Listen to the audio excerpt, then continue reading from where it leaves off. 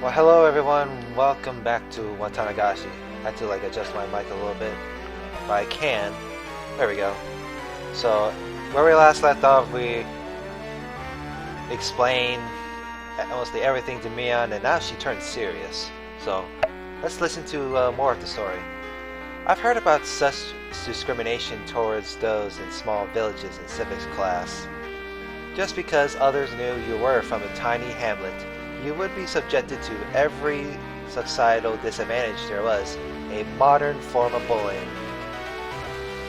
Though I only memorized that because it was going to be on a test one time, I recalled being suspicious about it and unable to believe such discrimination occurred in modern Japan. Well, I suppose I can't say that they weren't asking for it. Our ancestors were proud of the demon blood flowing through them. They lived their lives boasting about it and scorning those at the foot of the mountains after all. They struck fear into the villagers down there with their mystique and demanded gifts of dread and tribute. With that, Mion smiled for the first time, albeit in self-mockery. During the Pacific War, despite the slogans that all the country was acting as one, those from Hinamizawa continued to suffer all manner of discrimination. There were too many ways to count. They would send their husbands and sons to war, and the women on the home front would suffer greatly too. My grandmother remembers it well. She remembers it being a difficult time. Even that bitterly long war, however, finally ended in 1945. Hinamizawa had lost many male hands, but at last their fathers and husbands and sons returned to them. Of course, there were also many who didn't come back. Nevertheless, for those in Hinamizawa who were at their limits, barely able to maintain the village without the men, their return was a very happy thing. MacArthur's GHQ set to work on drastically improving mindsets and strove for the abolition of unfair discrimination. They could feel day breaking on the dismal night that was the previous era. Hinamizawa was on the verge of turning into a ghost town.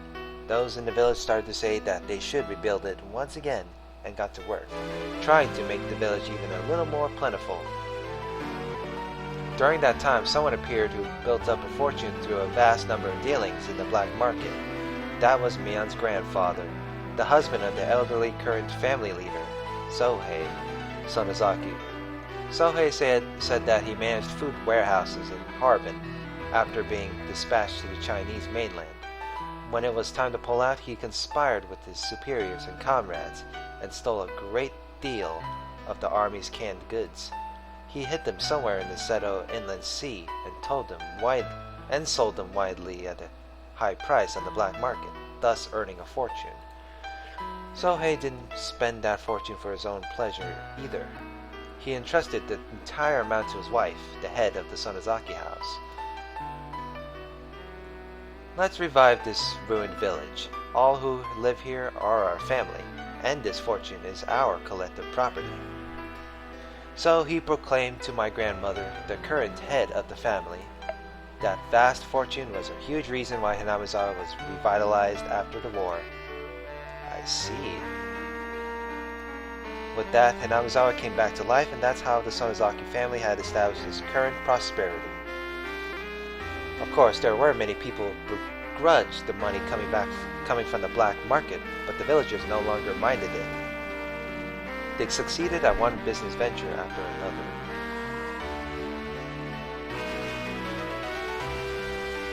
Those who had succeeded freely supported those who followed them. The giant family of Hinamizawa, tied together with strong bonds, kept on expanding its influence. The Sonozaki family, the center of everything, would be extolled for a long time as the minds behind Hinamizawa's revitalization.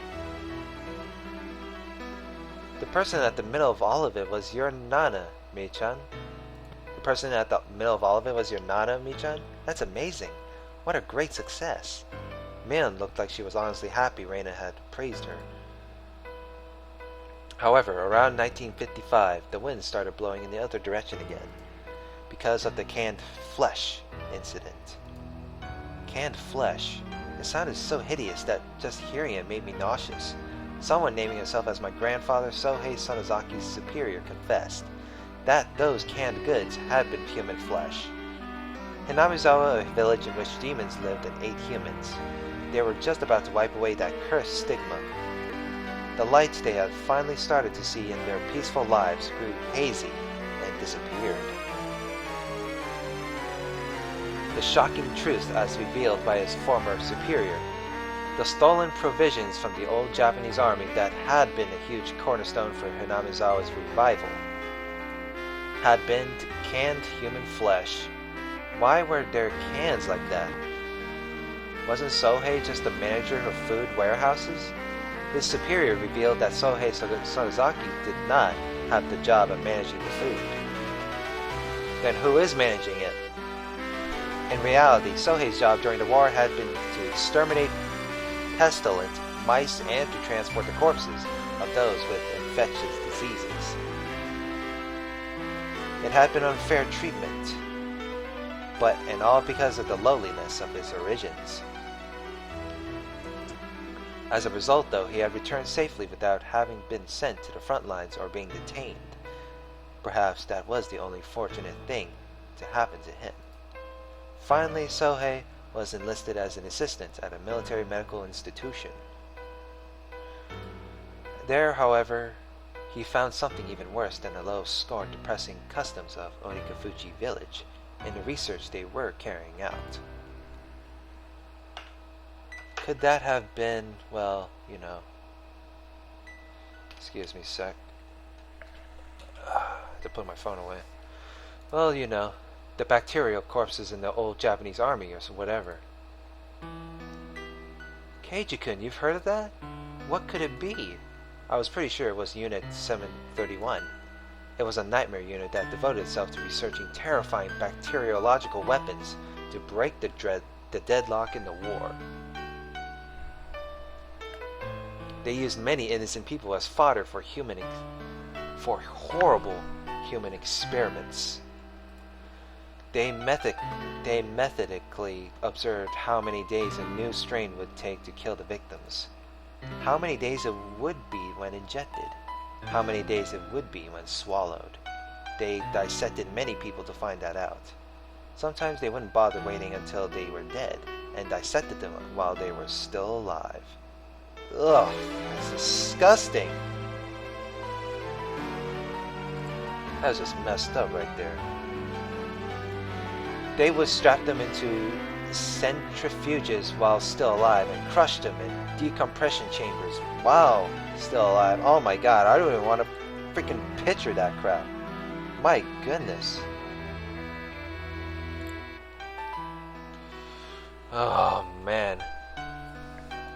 While still alive. When a live human decompresses, all the holes in their body get pushed outwards and their intestines get pushed out of their anus like a snake winding out of it. Oh my god.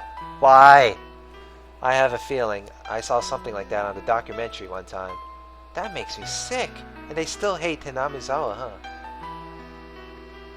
You said it. Mion agreed with me, giving a faint, sad smile. It wasn't much in the way of communication, but for some reason I was happy to have it right now. The unit Sohei was, and did, way kinder research than that. They were researching concrete methods for reducing the difficulty of delivering food on the battlefield. The military's designs at the start of the war completely fell apart, and a chronic food shortage broke out all over the battlefront. The food shortage led to malnutrition, and as their natural resistances lowered, the soldiers fell to one disease after another. Spirit and morale lowered as well. They wouldn't be able to maintain their forces at this rate. Apparently, that's where the research started. At first, it was to find methods of delivering food to battlefields. It was very broad and included things from violent methods like stealing it from citizens to survival methods like how to cook unfamiliar insects and plant life. As they were working out the details, they kept straying off course and going out of control, until finally they knocked down the door called taboo. What do you think the easiest source of protein on the battlefield is? Let me guess, flesh.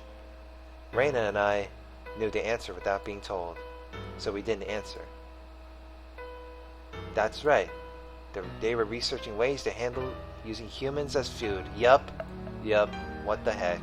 Fighting onwards, sometimes eating the flesh of enemies and sometimes that of allies became the ultimate service paid to their country. They were deathly serious about this doctrine. It really is a riot.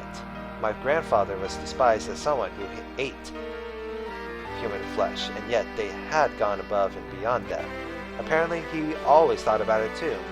Even if he was a vulgar, man-eating demon, they were far more ugly demons than he. There were far more ugly demons than he. So no matter how much he was scorned, he wouldn't put up with it. Alas, they had a handful of test prototypes. When the soldiers learned that it was human flesh, however, the scientists couldn't make anyone eat it. So it was apparently sent to the front lines. The cans were labeled meat substitutes, and so that they wouldn't accidentally eat it themselves, they stamped the bottoms with a circle. The starved soldiers on the front lines apparently loved all the prototypes they were sent. Among them, those who cooked it in soy sauce like it was sukiyaki loved it the most. Come on, Michan, stop. I'm getting sick to my stomach. Reina really was pale-faced, and she looked like she was having difficulty continuing to sit on her knees. Mion looked like she had more to say, but she sighed lightly and stopped there. Then, those canned goods your grandpa brought back. I don't know if it's true. Sohei denied it was human flesh up until the day he died. However, those who begrudged Hinamizawa's sudden revival called him a savage for making a fortune from selling human flesh, and the villagers began to be scorned again. They returned to a time where children would be jeered at and have rocks thrown at them. Oh my goodness.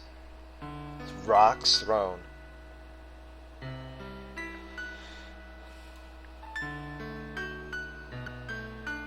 The stifling silence came back. What a seriously hopeless and sad story it was. Well, it's way more sad than that, my goodness. It's like so intense that I can't even bear that. Oh man. They discriminated, were discriminated against, discriminated and were discriminated against. Why must they attach worth and rank to it? Why can't they live without looking down on people? Why can't everyone enjoy life together? I didn't know. My grandmother, the family head, once told the children of the village this. If they throw a stone at one of you, then two of you must throw stones back. The children asked her, what if they threw stones at two of us? Of course, the answer was simple. If they throw stones at two of you, throw them back with 4. If they chase 8 of you with sticks, drive them off with 16. If they slander 30 of you, yell back with 60. Let's see, if they... So you basically fight fire with fire twice. Holy crap, that is amazing. Yell back with 60. Finally, the children asked, what if we're attacked by 1,000 people? Even that answer was simple. 2,000. If 1,000 people attack you, then everyone in Hinamizawa will stand up against them. It was a manifesto to spur people into action. My grandmother rose up not only as the leader of the Sonozaki house, but as the mother of Hinamizawa. It was halfway through 1955. It was a time when riots over the treaty with the U.S. were rampant, a time of battle and action. The people of Hinamizawa joined together and fought, treating unfair discrimination towards one as a crime against them all. It didn't matter whether that one was a child or an adult. If they heard that a child had been told off, then everyone would crowd the house of the perpetrator, acting as a whole.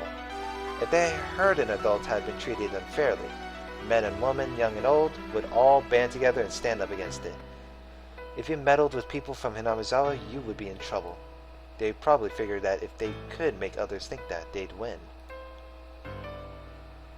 Hey, John, do you remember how many people came to help you when you got involved with those delinquents in town? I recalled how much of an impression it had left on me. That the people of Hinamizawa boldly came to my rescue, yet the people of Okonomiya averted their eyes so they wouldn't get involved. My grandmother fought, and my parents carried on the fight. At last, peace returned to Hinamizawa. Of course, that peace had been placed on a razor's edge. When you consider the previous 100 years of history, the tranquility now can only be called a chance interval, standing on uneven scales. Why? Could I really have an opinion on such a long and difficult history when I hadn't moved here more than a year ago? Yet I said it anyway.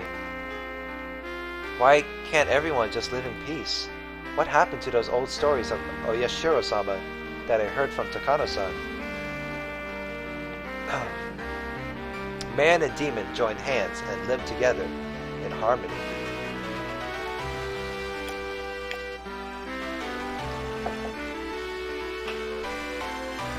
Didn't Oyashiro-sama remain in this world to watch over that? It's a fairy tale. I mean that even if those people and the demons were real, the Oyashiro-sama who meditated between them wasn't. Is that why Oyashiro-sama's curse happens? A cool gust of wind blows in from outside, fluttering Mion's long, beautifully clear hair. Mion kept her refreshing smile without answering, and didn't even change her expression, but even that became a silent answer. So that Hinamizawa village might once more be like Onikafuchi village, so that we may again be a sacred existence, worthy of worship. That was the earnest wish of our ancestors in Onikafuchi, and the mission of those who inherit the demon in the Sonozaki main family. Those who inherit the demon. For generations, the Sonozaki family has had a custom of including the character for demon in the leaders' names. If you write out my name on your hand, it should appear plain as day. I trace out the word Mion on the palm of my hand. Oh, she's right. The character for demon is in there. Not only in my name either. The demon is engraved on my body as well. When she said that, she quietly rose and began to lay her hand on her clothing. It's okay, Mi-chan. You don't need to show us, okay? Thank you. With just that exchange, I guessed what she meant. Oh yeah, she wants to show the tattoo on her of the word demon on her back. Guessed what she meant. Most likely somewhere on her body. There was a permanent seal, such as a tattoo or marking, that proved that she inherited the demon. Mion didn't sit back down. She smoothly opened the paper door onto the porch. A refreshing breeze began to cleanse the damp air filling the room. Mion quietly gazed out at the wide yard for quite a while. On her shoulders was something I could never imagine the normal Mion carrying. It was the heavy, truly heavy history of Hinamizawa, no, of Onikafuchi weighing down on them. What kind of words could I possibly say to a Mion like that? Reina wasn't saying anything to her either. Only the voices of the cicadas drowned out the silence. At last, after a long period of nothing, Mion murmured. The serial incidents happening over the past 5 years. I was directly related to some of them, and indirectly to others. Some were not the Sonozaki family, but were rather related to the others. The Kimiyoshi family and the Furud family. I think I was at the center of all of them. She said it all without turning around with her back to us. At some point her tone of voice had gone back to being the Mion we knew. I have faith in what I've done and don't feel any guilt. If I did, perhaps it would be that I will have to leave the stage before their hair is decided. If I am caught and tried in a court of law, then I suppose that's how it works nowadays. Being able to retire with Hinamizawa the most peaceful it's been in 100 years could be the happiest thing that's ever happened to any of the Sonozaki leaders of past generations. Really. Mion leaned a shoulder against the paper door, then slid down it and flopped on the ground.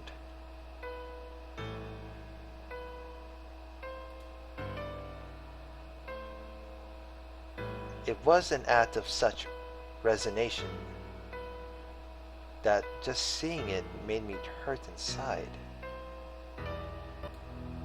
The numerous terrible crimes Mion had been a part of suddenly began to fade from my mind. Hey Mion, I don't care what happens after this. Can't you just try to struggle as much as you can, try to run away? As soon as I began to think that way, Reina's ringing voice filled the room. But Rika-chan and Satoko-chan, you killed them, didn't you, Mi-chan? Oh man. The sharp points of her words stabbed into my chest, despite not being directed at me. I'm not saying that it's okay if you killed other people. Regardless, Mi-chan, you killed Rika-chan and Satoko-chan. Reina's words were more biting than any I had ever heard. Oh man. Even now that we knew all the heavy history pressing down on Mion's shoulders, she had criticized her for killing our friends. Just as I bear the duty of the Sonozaki family, Rika-chan bore the duty of the Furud family. That duty was to protect the ritual storehouse. My chest tightened. I learned around last year that Rika-chan had said something about it. The bars on the storehouse door were too heavy for her, and she wanted to change them to a simpler lock and key. Even the priest before her had complained about it being heavy. He was very aware of how hard it was for Rika-chan. I will make sure to guard it, so I want to replace the lock with something lighter. I replied on the behalf of the Sonozaki family leader. Ever since the string of freak death incidents, there seem to be people who are insolent towards Oyashiro-sama, so you shouldn't replace the lock with a simpler one. That said, the leader of the Kimiyoshi family, Old Man Kimiyoshi, if it's that difficult for you, Rika-chan, then I think it's okay to replace the lock, he said. The very fact that it was locked with a key was an indication of it being somewhere you mustn't enter. There's nobody bad enough to break through it and go inside, he said. Even if we were alike as leaders, I couldn't find it in me to argue with Old Man Kimiyoshi, since I owed him so much. In the end, we decided to change out the lock on the storehouse, and switched it to a really cheap and light padlock. Old man, is this really alright? Nana says that, if possible, we should keep the lock the same. It'll be alright. You're quite the worrywart. If something happens, this old man will take all this responsibility. Do you promise?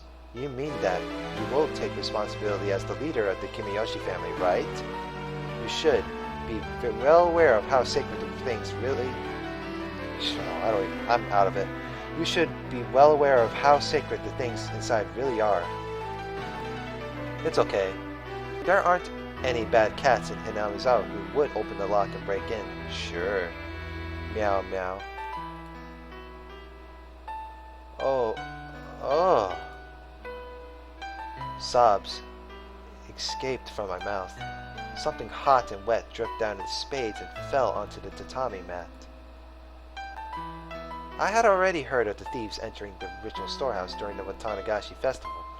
There were 4 of them. We decided to act within the day. At the same time, we needed to demand that the ones who allowed the thieves to break in, Rika-chan of the Furud family and Old Man Kimiyoshi, take responsibility. My tears dripped and dropped, until just now I had decided that it was Mion's fault, that she killed Rika-chan and the others. That was wrong. The one who killed him wasn't Mion. It was me. I might as well have killed him.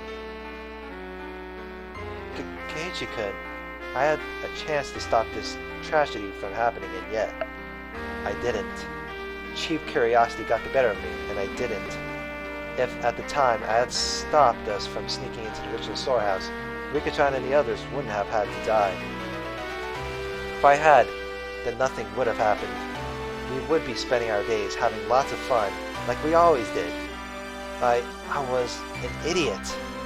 If by shedding tears I could take it all back, then I would have filled up the room with them. However, such a meager act wouldn't be enough to redeem myself for the crime I've committed. Kei-chan, you're not at fault. Mion gently began to speak to me, as if trying to reason with me. As the leader of the Sonozaki family, I needed to act. But given the history of the Sonozaki family, thinking about it now, it's no big deal. Maybe I should have saved my friends, even if it meant casting all that aside. I yielded to it, and that's why I killed those two. Mion Sonozaki, and nobody else, killed them. I had hundreds of chances to stop it, but I didn't stop. I gave in to the easy role that was handed to me, and abandoned all thought of fighting for my friends. So this is my crime. I killed them. Mion Sonozaki with these hands. Killed them. And nothing whatsoever changed. Nothing.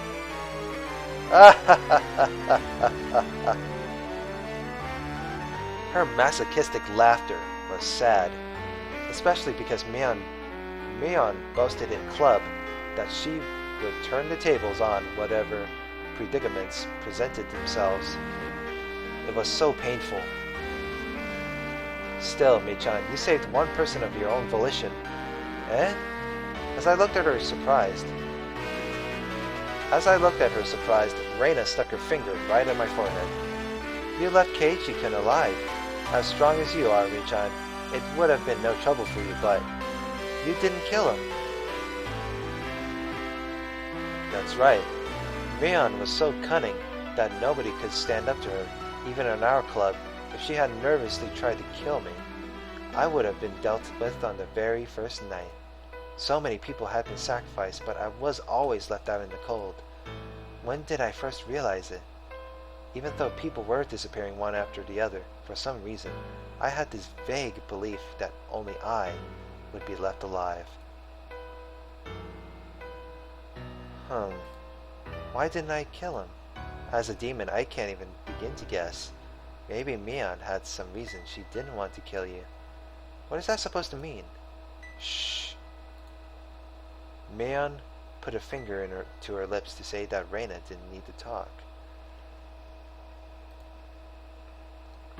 Is Oishi waiting outside?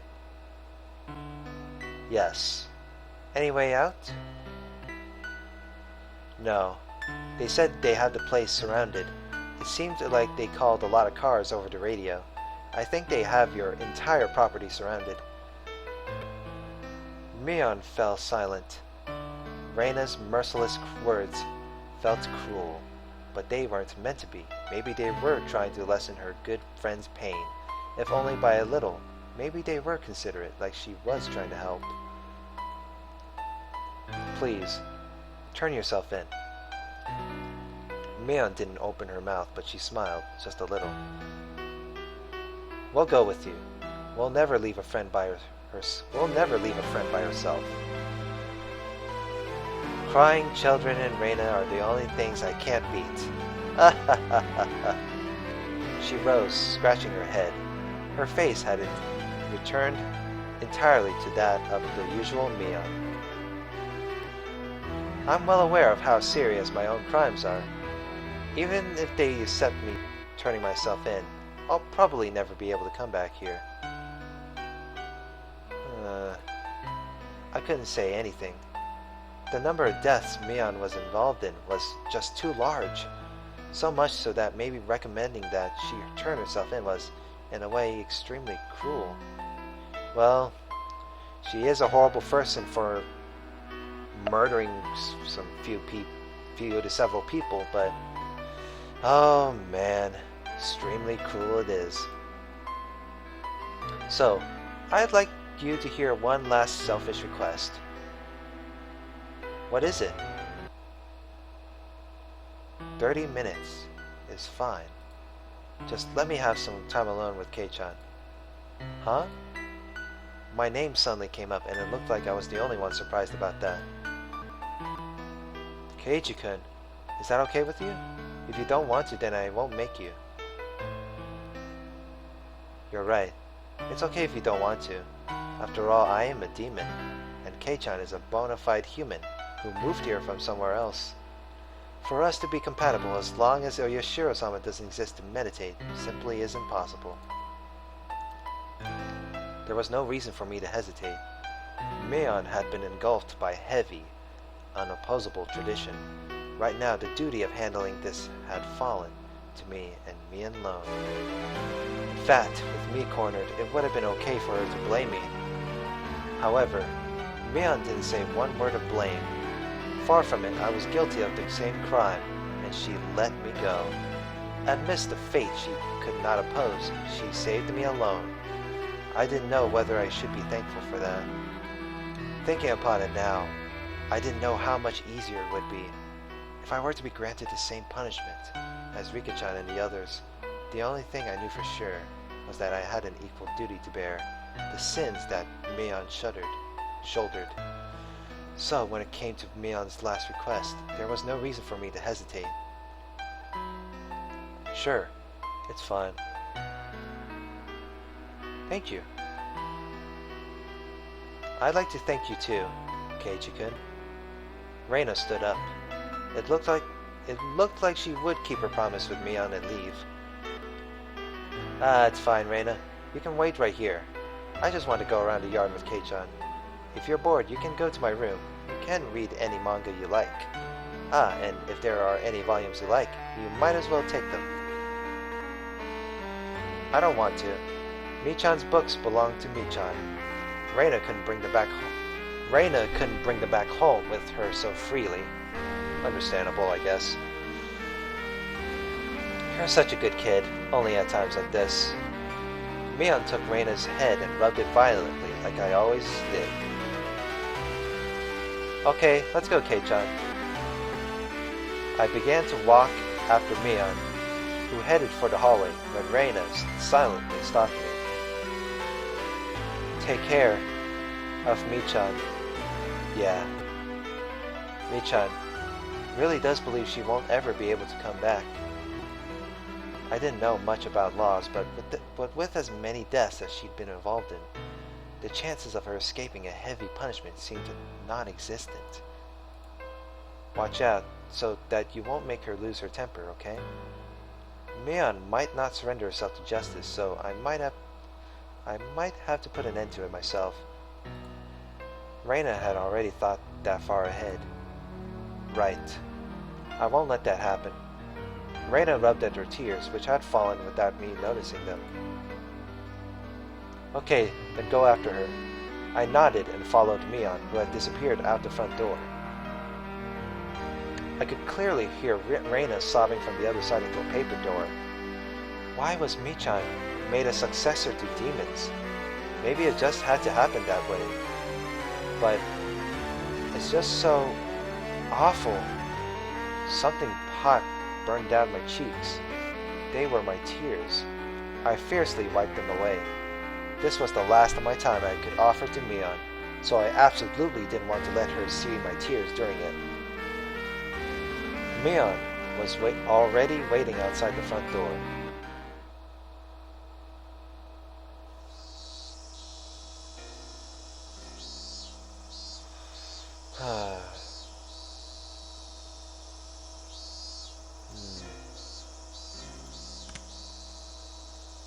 I don't know. I'm going to save again, but